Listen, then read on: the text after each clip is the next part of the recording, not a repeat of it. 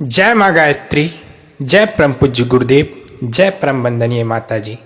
माँ गायत्री की कृपा सदैव आप पे और आपके परिवारजनों पे बनी रहे, इसी शुभकामना के साथ आज की प्रेरणादायक कहानी।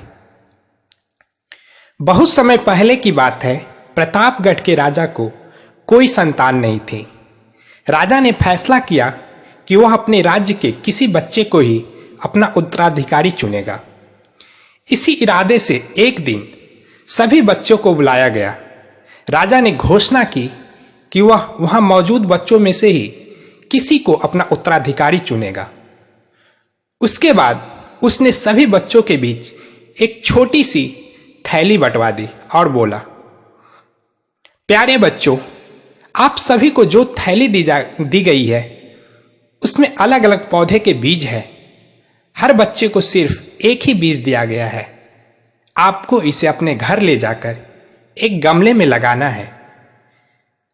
आज से 6 महीने बाद हम फिर यहां इकट्ठा होंगे और उस समय मैं फैसला करूंगा कि मेरे बाद प्रतापगढ़ का अगला शासक कौन होगा। उन्हीं लड़कों में रोहित नाम का भी एक लड़का था। बाकी बच्चों की तरह वह भी बीज लेकर खुशी खुशी अपने घर वापस पहुंच गया। मां की मदद से उसने एक गमला चुना और उसमें अच्छे से उसकी देखभाल करता। दिन बीतने लगे, पर 2 हफ्तों बाद भी रोहित के गमले में पौधे का कोई नामो निशान नहीं था। वहीं अब आसपास के कुछ बच्चों के गमले में उपज दिखने लगी थी। रोहित ने सोचा, हो सकता है उसका बीज कुछ अलग हो और कुछ दिन बाद उसमें से कुछ निकले। और ऐसा सोचकर वह पूरी लगन से गमले की देखभाल करता रहा। पर 3 महीने बीत जाने पर भी उसका गमला खाली ही था। वहीं दूसरी ओर बाकी बच्चों के गमलों में अच्छे खासे पौधे उग गए थे। कुछ में तो फल फूल भी दिखाई देने लगे थे। रोहित का खाली गमला देख सभी उसका मजाक बनाते और उस पर हंसते। यहां तक कि कुछ बड़े बुजुर्ग भी उसे बेकार में मेहनत करने से मना करते।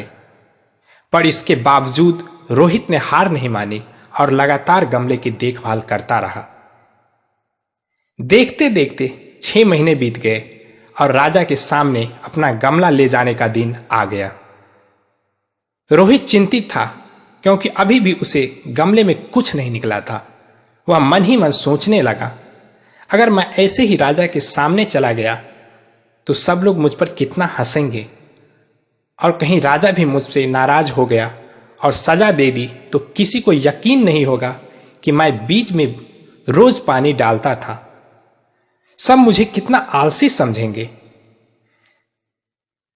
मां रोहित की परेशानी समझ रही थी। उसने रोहित की आंखों में आंखें डालकर कहा, नतीजा जो कुछ भी हो, तुम्हें राजा को उसका दिया हुआ बीज लौटाना ही चाहिए। निश्चित दिन पर सभी बच्चे राजमहल के मैदान में इकट्ठा हो गए। वहां एक से बढ़कर एक पौधे का अंबार लगा था। रंग बिरंगे फूलों की खुशबू से पूरा महल सुगंधित हो गया था। रोहित का खाली गमला देख बाकी बच्चे उसका मजाक उड़ा रहे थे। तभी राजा के आने की घोषणा हुई। सभी बच्चे शांति से अपनी जगह खड़े हो गए। राजा बच्चों के बीच से होकर आगे बढ़ने लगे। वह जहां से भी गुजरते बच्चे तन कर खड़े हो जाते और अपने आप को योग्य उत्तराधिकारी साबित करने की कोशिश करते। तमाम खूबसूरत पौधे को देखने के बाद राजा की नजर रोहित पर पड़ी। क्या हुआ, तुम्हारा गमला खाली क्यों है? राजा ने पूछा। रोहित कुछ हिचकिचाहट के साथ बोला, जी, मैं रोज इसमें पानी डालता था, धूप दिखाता था। 6 महीने तक मैंने इसकी पूरी देखभाल की, पर फिर भी इसमें से पौधा नहीं निकला। राजा बाकी गमलों को देखने के लिए आगे बढ़ गया और सभी गमले देखने के बाद उसने बच्चे को संबोधित किया, आप लोगों ने खुद को साबित करने के लिए कड़ी से कड़ी मेहनत की। ज्यादातर लोग किसी भी कीमत पर राजा बनना चाहते थे, लेकिन एक लड़का है जो यहां खाली हाथ ही चला आया। रोहित, तुम यहां मेरे पास आओ। सबके सामने इस तरह बुलाया जाना रोहित को कुछ अजीब लगा।